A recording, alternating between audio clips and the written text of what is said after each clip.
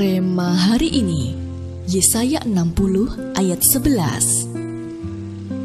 Pintu-pintu gerbangmu akan terbuka senantiasa, baik siang maupun malam tidak akan tertutup, supaya orang dapat membawa kekayaan bangsa-bangsa kepadamu, sedang raja-raja mereka ikut digiring sebagai tawanan.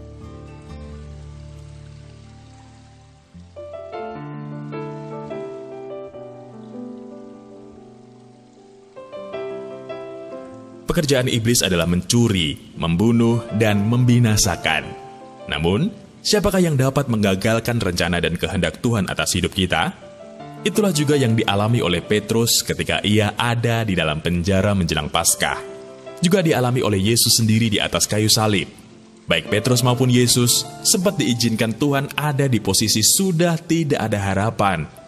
Jelas, ini pekerjaan iblis yang berusaha dengan kuat menggagalkan pekerjaan Tuhan di atas muka bumi ini. Untuk sesaat, iblis mengira dirinya menang. Tetapi satu hal yang tidak disadari oleh iblis adalah bahwa baik Petrus maupun Tuhan Yesus tetap membawa janji kemenangan dari Bapa. Mereka juga adalah pribadi-pribadi yang tidak menyerah apapun kondisinya. Kita semua tahu akhir dari kisah mereka, kebangkitan dan kemenangan besar.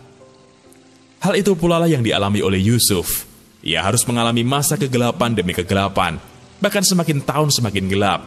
Tidak ada kemajuan, tidak ada progres. Seperti ada tembok yang menghalangi semua janji Tuhan dalam hidupnya. Namun, ketika waktunya tiba, Tuhan sendiri yang membuka pintu baginya. Sehingga tidak ada satupun orang yang mampu menghalangi bahkan menutupnya. Kelepasan, pembebasan, pembelaan, bahkan kekayaan bangsa-bangsa ia terima dan nama Tuhan dipermuliakan melalui hidupnya. Sama seperti itulah yang akan terjadi dalam hidup Anda.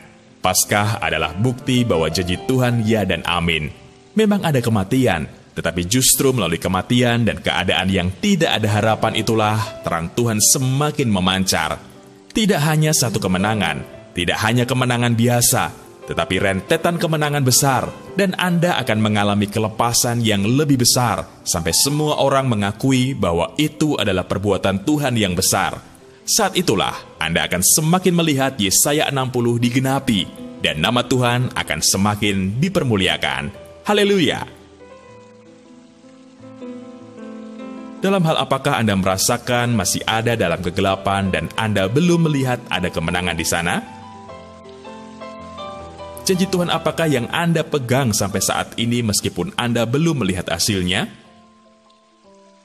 Sejauh manakah Anda percaya bahwa akan ada kemenangan setelah Paskah ini dalam setiap aspek hidup Anda?